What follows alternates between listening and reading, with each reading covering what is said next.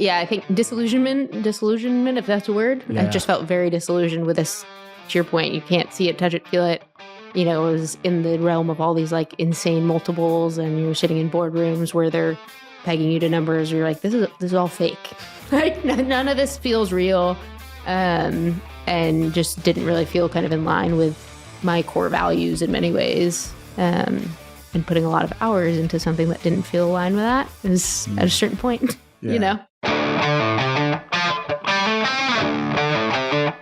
Welcome to The Decision from Nashville EO, where you will hear the rest of the story after tough decisions were made by entrepreneurs who faced adversity and lived to tell about it.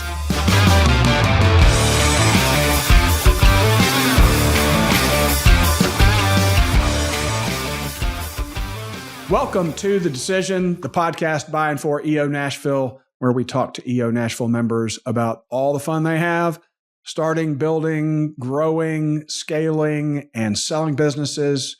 My name is Eric Jackson. With me, as always, my partner in crime, Mr. Robert Hartline. Good to be with you, Eric. Let's do this. Let's do this.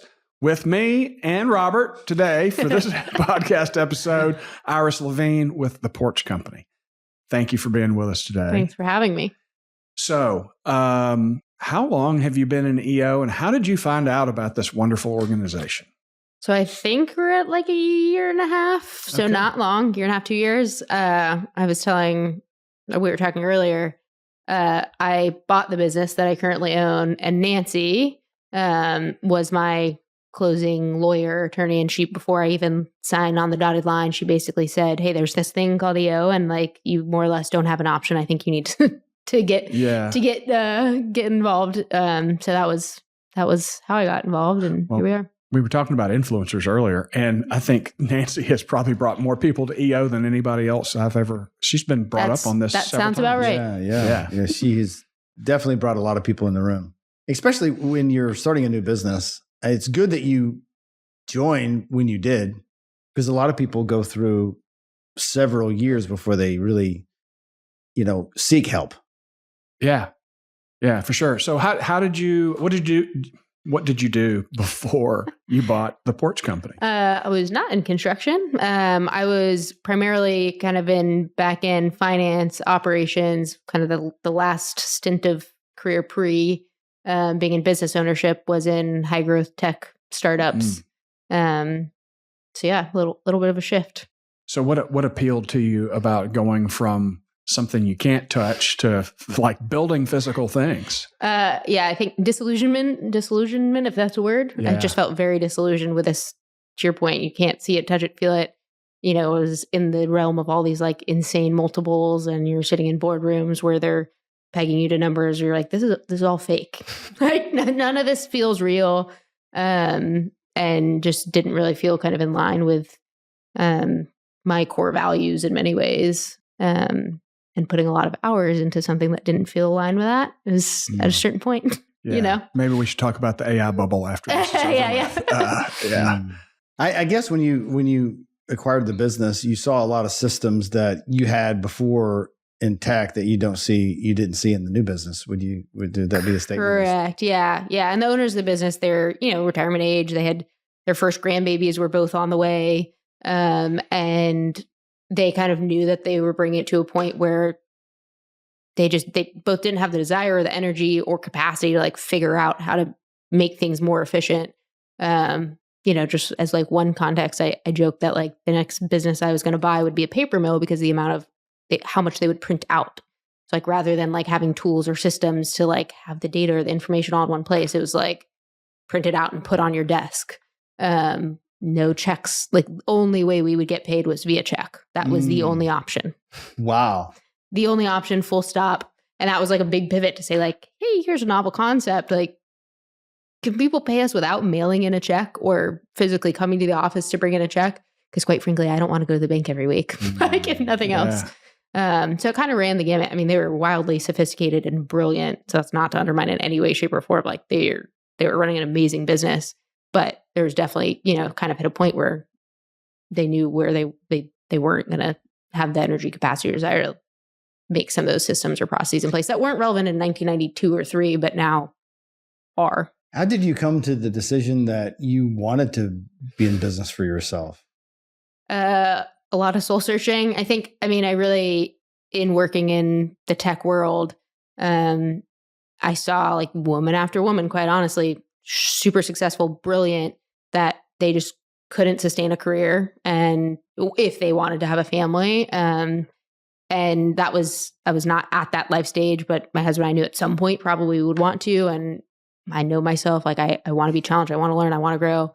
And I knew that at a certain point doing that and also having a family, I don't want to say you can't do it, but that I wouldn't be able to do it in the way that I wanted to do it. And so that kind of started some soul searching of, how can I figure out how I can have a little bit more autonomy, can work hard, can challenge myself, can grow, but am not kind of stuck at the mercy of someone else. And there are limitations that are going to be put on me, my ability to grow, my schedule, etc.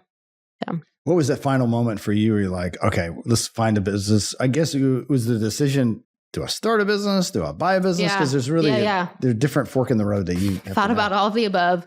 I don't know the exact moment, but once it kind of was like on my heart of like, I know this isn't the forever. I'm also just someone where it's like when I get an idea in my head, if I get committed to that idea, like I'm going to go figure it out. So once the bug in my head was like, there was a big period of time where I was looking at jobs on, LinkedIn and all these different places, and I could not get excited about anything. And so it's like, okay, if I can't get excited about like any job here or elsewhere, like, what's deeper? What's the deeper level? And then I was like, I've kind of always had this itch to do my own thing. I've always, had ideas and had kind of that creativity. My husband would tell you, like, he could have told you from the day that we met that I would want to be my own boss, quote, and own a business. It took me a little like longer to get there. But that was kind of the start, and then went, towards the diving deeper of, okay, so now I know, like, I don't want to work for someone else. So how am I going to work for myself? And through those conversations, I think a couple were with my cousins who were both in interesting ways engaged in, the entrepreneurship world and buying and selling and owning of businesses. And they were like, kind of the impetus of it, of like, have you thought about looking at a local business? And once I got that bug in my head and went to the deep rabbit hole of, listening to, consuming, reading everything I could, it was just kind of like, this is it. Like, this is what I'm supposed to do. I feel convicted in it. I don't know. I know why in some ways, but it was just kind of like one of those things that you just know at your core, like, this is what I'm supposed to do. Mm-hmm. And that was without knowing what type of business or how it all play out. But because I think this is really interesting pivot point, because to start something from nothing, totally different game. Yeah. To acquire something that's already good to make better. If I get to do it again, I want to do it that way for sure. And there's always surprises. I'm sure you've got some stories. Yep. How have you been surprised in that way? Oh, depends on what day. Like any business is going to have some hair on it, and some things that certain people are going to, have a tolerance level for. Others would run differently. I had like the highest integrity of sellers, like of the prior business owners. I could not ask for better human beings. So fortunately, no like crazy surprises, but always, personnel is the biggest thing of, you don't really know what you're getting until you get it. And then you still don't know what you're getting until like 6 to 12 months down the line to really like peel back the layers. Like, so wait, why was this person hired in this role and working in this capacity? And you're like, oh, they're the brother of this person. And you're like, okay, got it. Right. Those are called sacred cows. Yeah. So I think, personnel always a little bit of a, learning curve. How'd you find the business?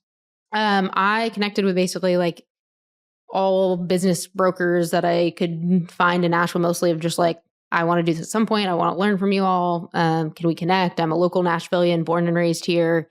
Looking to buy a business. And one of the ones that didn't ever respond to me for the first, 4 to 6 weeks, just like left all my messages, emails unread, essentially, called me up and was like, by the way, I have this great business. I think the only reason he called me was because it was woman owned. And there aren't many women right now, or at that time, that were looking to buy businesses. There's this whole like community and world of folks that are looking to go buy businesses that you don't realize exist, but it does.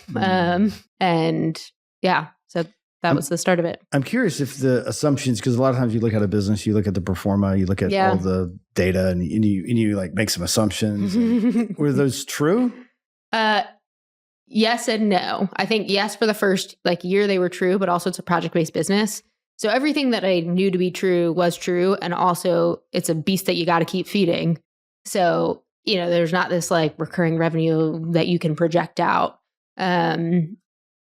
So that was the nuance there of yes, and we're at the mercy of the market and the world and politics and all the fun things when someone's deciding to do a, nice to have fun money project. So what would be a decision that has been the most challenging since you've started the business? I think that we're kind of going back to our personnel piece. I won't go all the way into the details and bore you all, but really deciding we really fundamentally changed the structure of how the teams are operated. So we essentially, when I came on, it was operated as 3 mini companies, 3 branches. One was Franklin, one was Nashville, and one was what we called existing spaces, which is anything that doesn't include putting a full roof up. So existing spaces that you were improving. That required basically a operator in all 3. And that's really hard to find someone that can know their way around design, because we're a design build firm, and maybe do the design, know their way around construction, and basically manage the project managers, i.e. do the project management, navigate the clients, be in tune with the financials, and have 3 of those people in a small business. So we more or less said, all right, let's do away with that, which the company had been run that way for decades. This is one of our initiatives was one team, let's bring ourselves together. By the way, we had 4 office spaces or various locations for one business. We're still in the process of getting down to 1. We're at 2 now. And let's just let's pull everyone together. We now have 1 head of construction and 1 head of design and sales, rather than having kind of needing 3 jack of all trades. And we're still figuring out, is that the right? Well, you're trying to simplify. Yeah, trying to simplify and streamline and just have some synergy in the business. Also just more fun to all be one team and not feel we're all broken apart and it's us versus them, and these dynamics that can naturally come up. But it worked for them for a lot of years. So there's merit to any of these things. You're making changes. You're well, I think this is a good way forward, but also they did it this way for, 10, 20, 30 years. They're not idiots. They knew what they were doing. So what do I know a year in to come in and make this big change? Did you hear, well, we've always done it that way? Definitely heard that a lot. But I will say, to the credit of the team, there is this interesting hunger for getting better. And I think that's a pillar of most everyone that had been on the team, and everyone we try to, grow into having is, I heard one of my employees when we were actually interviewing for a pretty key role, when they asked why do you like working here, I think was the question. And she responded it's a 30-year-old business, but it kind of operates as a startup, because there's a kind of culture around trying new things and wanting to grow and be better, which was music to my ears, because I want to create an opportunity environment where people feel they can take risks or change things. And that's hard to do when there is that dynamic of several decades old. We don't get it perfect every day. We get a lot of well, we've done it that way, and we're going to keep doing it that way. And, but for the most part, the team is far more adaptable and willing to try things than I anticipated walking in, quite honestly. What role do you play in the business? Keeping things from burning down. I don't know. It's kind of the operator across the board. All of financials, all that sits in my world. And a lot of the how do we get more efficient and move forward and connect the pieces, the dots across our design team and our construction team. That's where I kind of come into play within the day-to-day world. So.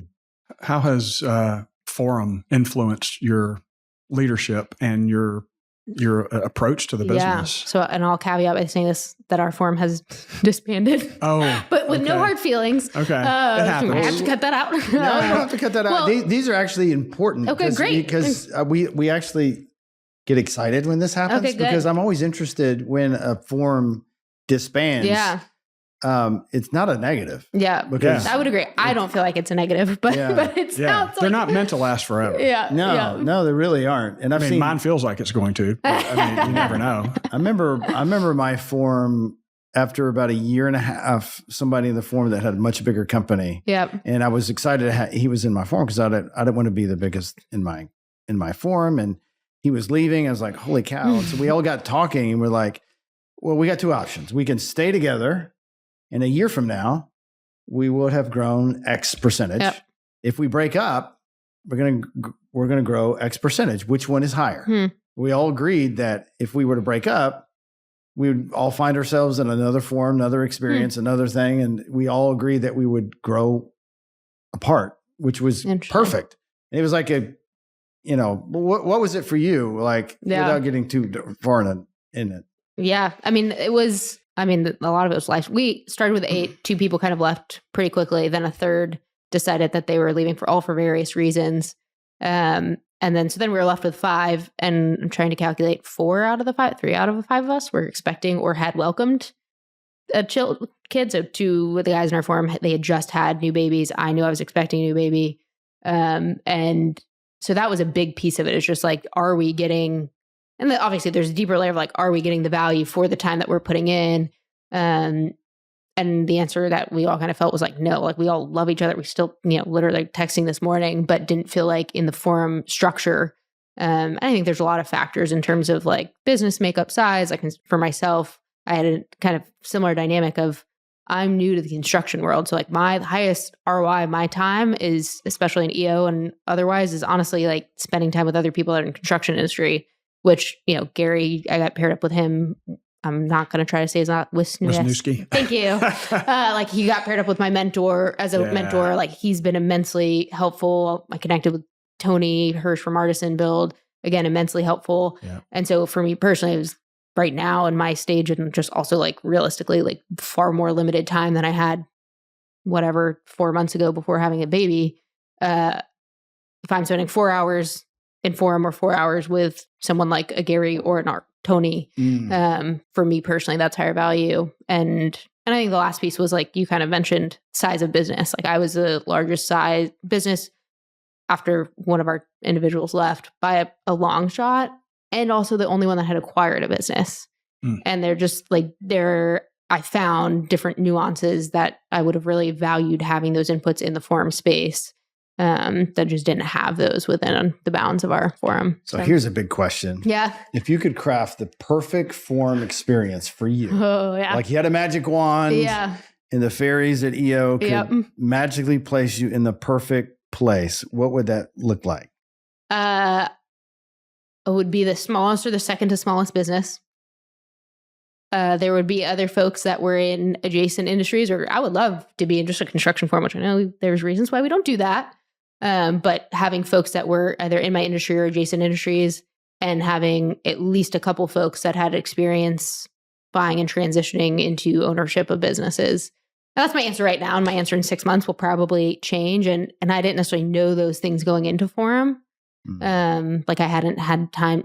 Who knows what forum is when you're walking into it? I certainly did not. And I just didn't know what I would need from it. So I now have definitely like a much clearer picture of what that would look like.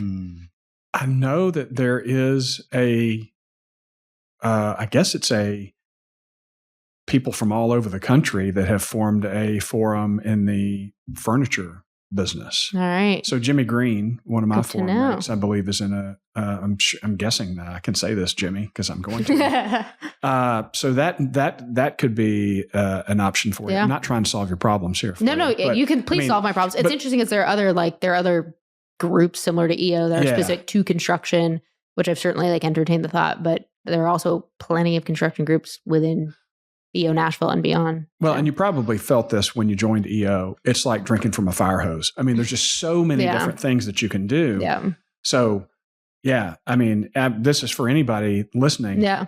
Start asking questions. Of course, Samira is kind of the pipeline to the rest of the world. Yeah. And Laura Miller too. Like texted her literally.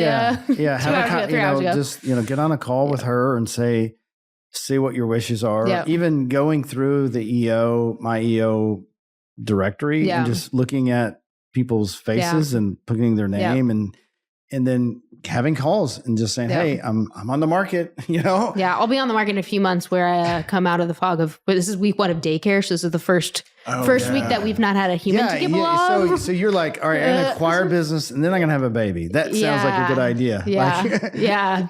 Something like that. Just crazy enough to do so. That's amazing. But you're doing it. We're doing it. You're surviving. He's still alive. We're still alive. Yeah. There's mostly smiles most days. So all smiles from him, mostly smiles from us. But yeah, that's amazing. What would be maybe a challenging decision that you've had to make, either in your life or business, that someone would listen to this and get a little bit of hope that you can get through hard things? That's a great question. I mean, I just I would, it's not a specific decision, but just like general background. Like I think I shared, I literally grew up 2 minutes from where we're recording this podcast, and the ice cream man was shot outside of our doors. Not a good place to grow up. And, like my mom was a single mom, passed away in college. Like I was not, like my background was not a world of, highly privileged in some ways. Like I always had strong mentors and family and connections that I could lean on. But I didn't grow up in this family and dynamic where everyone was starting businesses, and I paid my way through college and would buy groceries for like $20 a week, and so I could make my rent. And so I think just like not letting those dynamics limit kind of ability to take risks and try things that might not work. I think that, deciding to leave a W-2 job, there's a lot of, for me, kind of like mental baggage around like, okay, I've worked really hard to get a really good income. Like, and you're going to let that go. Do I want to eat ramen again? Idea? Yeah. Like, and I can say confidently, I wouldn't have been doing this if I didn't have, my husband who did keep his really nice W-2 job because of like having that security blanket. But I've seen kind of time and time again of like taking the risk is worth it, because worst case scenario, you learn something. Yeah, of course. So, was there anybody in your life that was pivotal when you lost your mom? Like everybody, so many people. Yeah.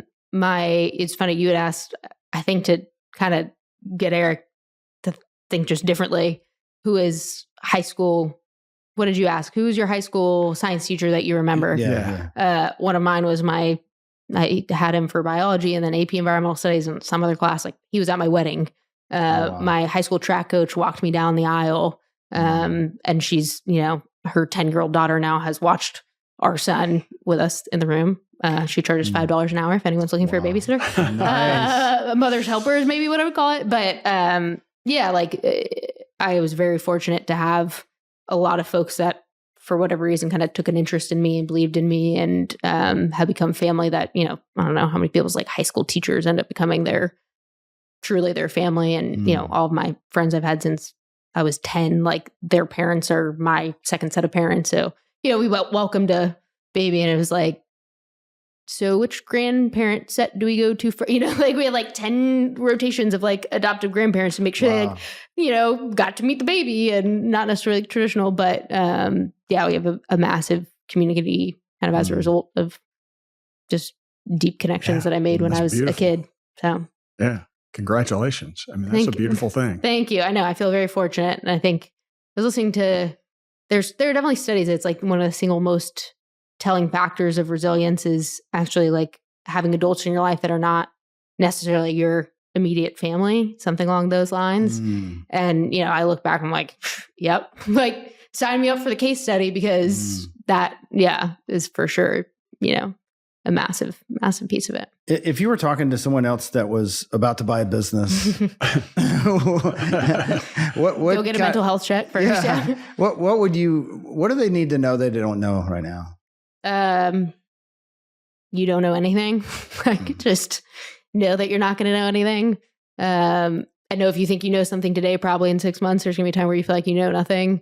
And just don't be afraid to like, I know this is cliche, but just be the dumbest person in the room and call up the people that have done this for decades and be like, can I ask you a stupid question, but what would you do in this situation?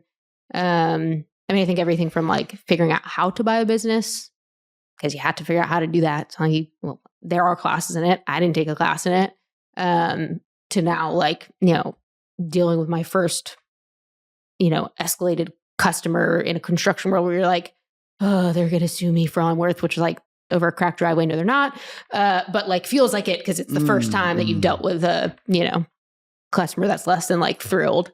Being able to just like have someone to call up and ask that's done this before you and learn from their lessons. You need to know from other survivors. That you'll come out on the other end. Which is one of those beautiful things about EO. I mean, I've got any number of people like that I'll, things go badly. I just go, hey, I need to talk to you. Yep.